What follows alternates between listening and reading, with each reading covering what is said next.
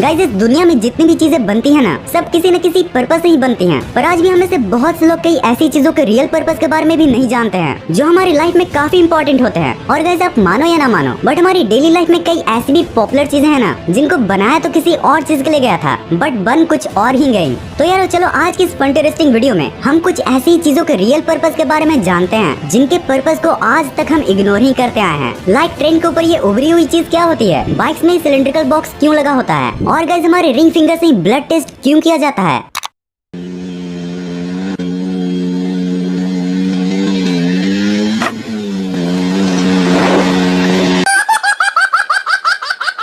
अगर आपके साथ कभी ऐसा इंसिडेंट हुआ है तो आपको बाइक की सस्पेंसर क्या होती है ये तो पता ही होगा। अच्छा, पर क्या आपको ये मालूम है कि नए सस्पेंसर के साथ आने वाले इस बॉक्स का क्या काम होता है? नहीं ना, कोई नहीं। दरअसल इस बॉक्स में प्रेशराइज्ड नाइट्रोजन गैस को भरा जाता है और इस तरह के सस्पेंसर को नाइट्रॉक्स सस्पेंसर कहा जाता है। अच्छा, अगर आपने बाइक चलाई होगी तो आपको ये तो जरूर पता ही होगा कि जो नॉर्मल सस्पेंसर होती है ना, वो फिर 50-60 किलोमीटर चलने के बाद झटके देने लगती है। ये इस वजह से होता है क्योंकि उनके अंदर प्रेजेंट हाइड्रोलिक फ्लूइड में कुछ इस तरह के जहाज बन जाते हैं जो ऑयल को और हार्डर बना देते हैं। अब इस बॉक्स में प्रेजेंट प्रेशराइज्ड नाइट्रोजन गैस इसी जहाज को नहीं बनने देता, जिससे आपकी बाइक लॉन्ग डिस्टेंस चलने के बाद भी आपको झटके नहीं देती।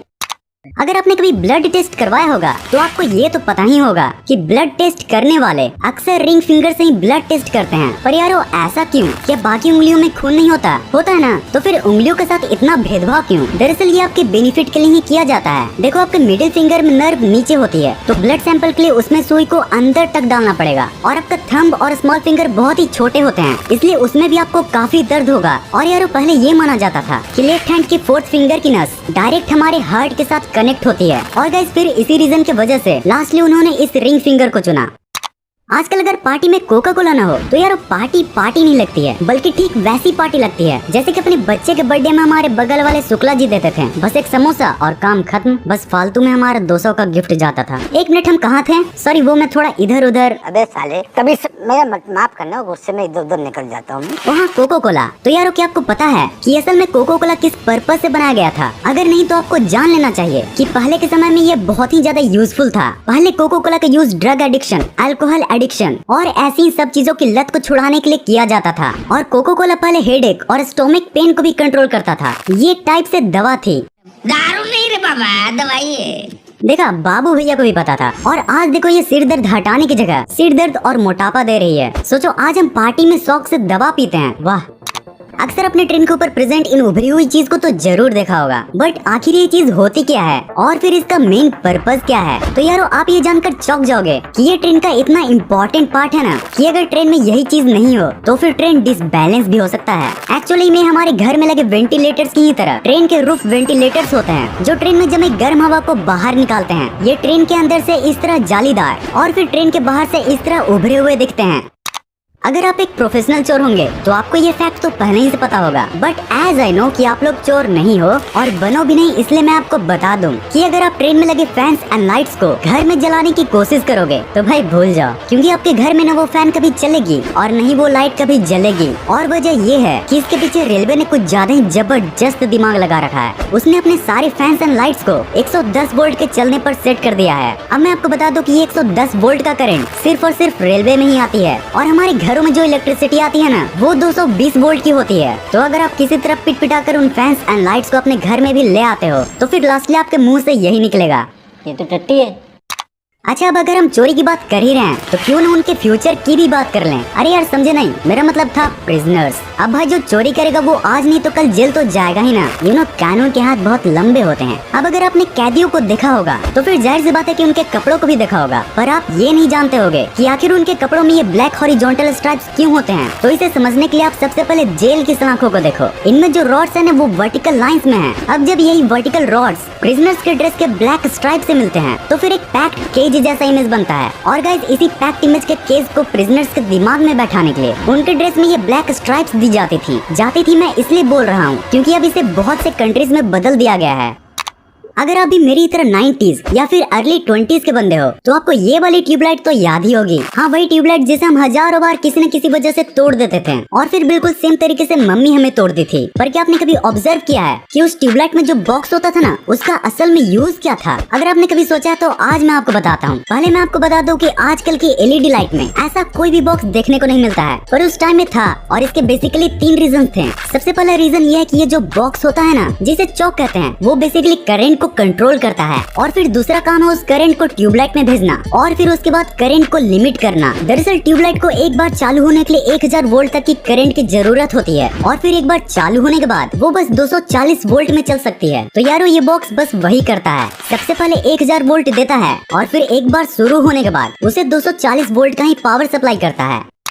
इमेजिन करो कि आप ट्रेन में बैठे हो, लकीली आपको विंडो सीट मिली है और आप रिफ्रेशमेंट के लिए विंडो से बाहर झांक रहे हो कि तभी आपकी नजर ट्रैक के बगल में प्रेजेंट इन एल्युमिनियम बॉक्सेस पर पड़ती है। अब अगर आपका मेरे ही जैसा क्यूरियस माइंड होगा तो आपको ये जानने की इच्छा जरूर होगी कि आखिर इन एल्युमिनियम बॉक्सेस का काम क्या होता है। तो यारो इन एल्युमिनियम के बॉक्सेस को एक्सल काउंटर कहा जाता है और ये ट्रेन की स्पीड, डायरेक्शन और सबसे मेन ट्रेन के टोटल पहियों को गिनने का काम करता है। दरअसल इन एल्युमिनियम के बॉक्सेस में एक डिवाइस होता है जो वायर्स के थ्रू ट्रैक से कनेक्टेड रहता है। अब जब भी ट्रेन उससे गुजरती है तो फिर वो उन एक्सल को गिनती है जिनसे पहिया कनेक्टेड रहता है। अब इन एक्सल को गिनकर वो डिवाइस इस इंफॉर्मेशन को अगले एक्सल काउंटर पर भेज देती है, जो कि यूजुअली 4 से 5 किलोमीटर की ही दूरी पर होता है। इससे ट्रेन की कोई बॉगी मिसिंग तो नहीं है, इसको पता लगाया जाता है। अगर 2 एक्सल काउंटर पर सेम नंबर ऑफ व्हील्स नहीं मिलता है तो फिर वो एक्सल काउंटर इस इंफॉर्मेशन को नियरेस्ट रेलवे स्टेशन पर पहुंचा देता है।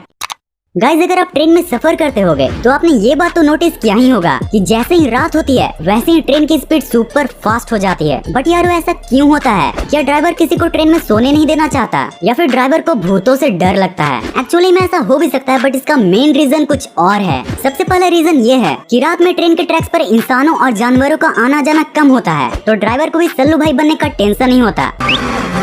दूसरा रीजन ये है कि रात में ट्रेन के मेंटेनेंस का काम भी बंद होता है, तो इसी वजह से कहीं भी ट्रेन रुकती नहीं है। और तीसरा और मेन रीजन ये है कि रात को स्टेशन एंड सिग्नल्स की लाइट बहुत क्लियर होती है, जो कि ड्राइवर्स के लिए काफी हेल्पफुल होता है।